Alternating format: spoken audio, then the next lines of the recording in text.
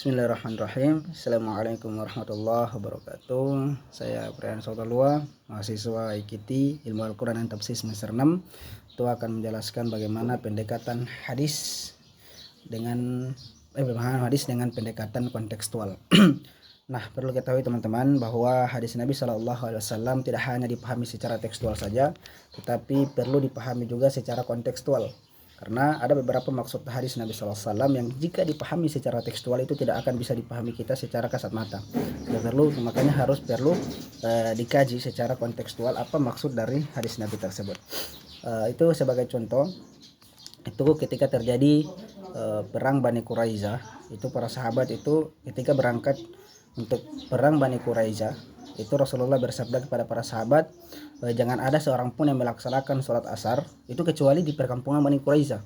Nah, sebagian sahabat ini memahami hadis tersebut secara kontekstual dengan menganggap maksud dan tujuan Nabi agar mereka termotivasi bergegas dan berjalan dengan cepat menuju perkampungan Bani Quraiza, sehingga mereka tetap melakukan sholat asar di sana pada waktunya di tengah perjalanan. Sedangkan sebagian sahabat itu ada yang memahami hadis ini secara tekstual, sehingga mereka hanya melaksanakan sholat asar setelah tiba di perkampungan Bani Quraiza meskipun hari telah gelap. Nah, teman-teman, memahami kontekstual, memahami hadis dengan pemahaman kontekstual, itu kata Al-Qaradawi, itu hendaklah ia dapat memahami teks hadis Nabi dengan baik berdasarkan seluk-beluk bahasanya, konteks pembicaraannya, asbabul wurud sebab munculnya hadis, mengkolerasikan dengan teks-teks Al-Quran dan hadis-hadis lainnya dalam rangka prinsip-prinsip dasar yang bersifat umum dan tujuan syariat yang menyeluruh, serta membedakan antara yang dibawa beliau sebagai bentuk penyampaian risalah dengan yang lain. Nah, teman-teman, ada beberapa jenis pendekatan dalam memahami suatu hadis. Itu ada 4. Pertama itu pendekatan redaksional atau asyihak. Nah, maksudnya apa? Sebuah kata yang diucapkan bila dipahami secara terpisah ini memiliki makna dasar dan kontekstualnya tersendiri. Makna ini akan melekat pada kata tersebut. Sebagai contoh yaitu hadis yang terkenal tentang anjuran menyempurnakan shaum Ramadan. Man shoma Ramadhana imanan wa ihtisaban, ghufira lahu ma taqaddama min dzanbi. Nah, di sini ada makna dasar kata ihtisaban.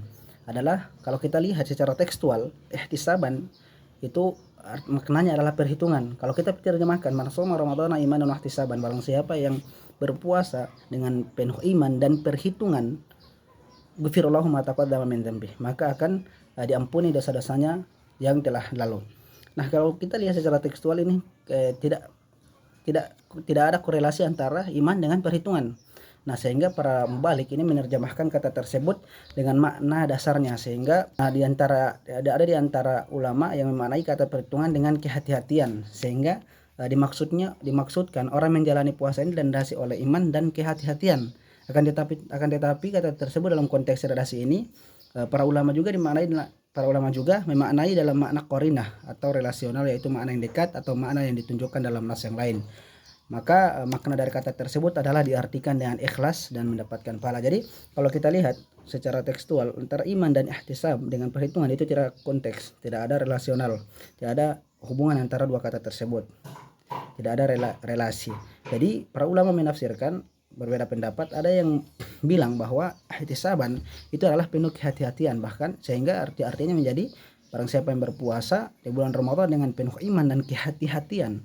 Jadi ada juga yang mengartikan sebagai ihtisaban adalah dengan penuh harap, ikhlas dan mendapatkan pahala. Sehingga kalau dilihat secara kontekstual maka makna hadis ini adalah bisa ada relasionalnya. Oke, lanjut. Yang kedua itu memahami hadis secara kontekstual itu adalah melihat konteks historis atau hal itu adalah keadaan Nabi, keadaan sosial pada saat itu. Nah, memahami bahwa suasana situasi sosial dan kondisi geografis terkait dengan pembicaraan seseorang, maka memahami hadis-hadis Nabi dengan mempertimbangkan aspek-aspek tersebut akan memberikan pemahaman yang lebih luas terhadap hadis Nabi. Nah, misalnya hadis tentang keharusan pemimpin berasal dari Bani Quraisy. Misalnya hadis dari Abdullah bin Umar radhiyallahu anhu dari Rasulullah SAW bersabda, urusan kepemimpinan ini berada pada tangan orang-orang Quraisy sekalipun mereka tinggal 2. Nah, Abu Zur'ah memarfu'kan hadis kepada Rasulullah. Beliau bersabda, pemimpin itu dari suku Quraisy. Bila diminta berbelas kasihan, mereka berbelas Jika berjanji mereka memenuhi, jika membuat keputusan mereka berlaku adil. Jikalau ada dari kalangan mereka yang tidak bersikap demikian, maka orang itu akan peroleh laknat dari Allah, para malaikat dan umat manusia seluruhnya. Nah, jadi seakan-akan hadis di atas tadi yang menyatakan Rasulullah menyatakan bahwa pemimpin itu dari Bani Quraisy, ini seakan-akan ada Rasulullah itu membedakan antara ras yang lain dengan Bani Quraisy. Nah, jadi seakan-akan apa yang dikatakan Nabi itu bertentangan dengan Quran surah Al-Hujurat ayat 13, itu dimana yang mengatakan bahwa kualitas seseorang itu dilihat dari tingkat ketakwaannya, bukan dari sukunya ataupun rasnya. Sebagaimana firman Allah, ya ayuhan nas inna khalaqnakum min dzakari wa untha wa ja'alnakum syu'uban wa qabaila lita'arafu inna akramakum indallahi atqakum innallaha alimun khabir. Inna akramakum indallahi atqakum. Sesungguhnya yang lebih mulia di antara kamu yang di sisi Allah adalah orang paling bertakwa di antara kamu. Maka ini kalau kita lihat secara tekstual bertentangan, tetapi kalau kita lihat secara kontekstual dengan analisis historis sosiologis, bahwa diketahui bahwa masa Nabi itu suku Quraisy adalah suku yang sangat berwibawa dan disegani. Nah, sehingga wibawa suku Quraisy ini terutama bermula ketika Qusay ini penentu upacara keagamaan sebagai pemegang kunci Ka'bah. Ia membangun kota Mekah dan menata segala persoalan yang berkaitan dengan kota Mekah. Kewibawaan ini sampai kepada generasi Nabi Shallallahu Alaihi Wasallam. Dalam hadis tersebut di atas, kata Quraisy dipahami dari sisi karakter yang melekat pada diri orang-orang Quraisy pada waktu itu, yakni berwibawa, kuat dan dipatuhi oleh masyarakatnya, bukan dari pribadi yang berasal dari suku Quraisy. Pemahaman seperti ini diperkuat oleh posisi Nabi dalam mengucapkan hadis ini sebagai pemimpin, bukan sebagai rasul. Nah, jadi kalau kita lihat secara tekstual akan bertentangan, tetapi secara kontekstual hal tersebut tidaklah bertentangan, karena di sisi lain Rasulullah artinya adalah suku Quraisy di sini adalah karena pada saat itu suku Quraisy adalah yang mendominasi saat itu dan dimana wibawa mereka itu sangat kuat. Lanjut, bagaimana memahami hadis. Yang ketiga adalah konteks makom atau analisis posisi Nabi. Nah, maksudnya apa? Saya kasih contoh. Itu ketika itu Nabi Shallallahu Alaihi Wasallam berjalan dengan beberapa sahabat. Nah, ketika itu beliau melihat Bani Ansor, itu kaum Ansor itu sedang mengawinkan kurmanya. Sehingga Nabi Shallallahu Alaihi Wasallam menyarankan kepada beberapa kaum Ansor untuk tidak menyerbukan pohon kurma. Maka mereka pun mematuhi saran beliau karena menganggapnya sebagai perintah yang bersumber dari wahyu. Nah, ternyata hasilnya apa yang dikatakan Nabi tadi, hasilnya apa yang disarankan Nabi tadi, sehingga berdampak pada hasil panen kaum Ansor. Maka mereka mengadu kepada Nabi. Tapi apa kata Nabi? Sesungguhnya kamu lebih tahu urusan kalian.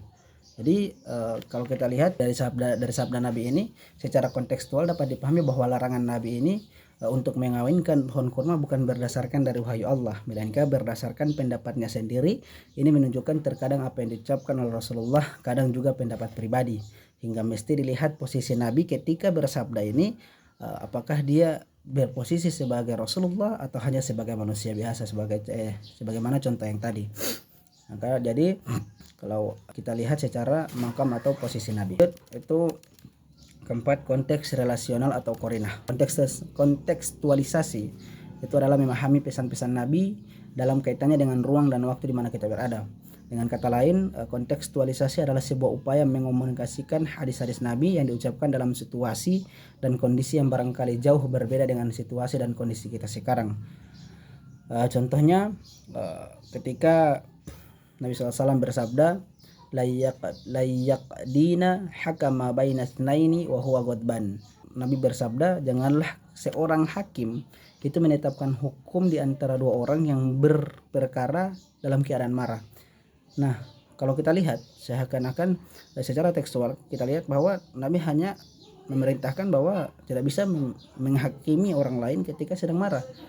Nah, ketika kita ambil dengan konteks relasi ataupun hubungan kata lain yang dimana marah ini adalah sebuah emosi, maka kita bisa hubungkan bahwa bukan hanya ketika marah, yaitu juga kalau kita hubungkan dengan makna relasional lain, maka bisa jadi ketika sedih atau ketika lapar ataupun keadaan-keadaan lain yang semisal dengan marah ini, atau keadaan emosinya tidak stabil, maka seorang hakim tidak boleh menghukumi sebuah perkara. Jadi mungkin itu dari saya. Bila ada yang salah mohon dimaafkan. Assalamualaikum warahmatullahi wabarakatuh.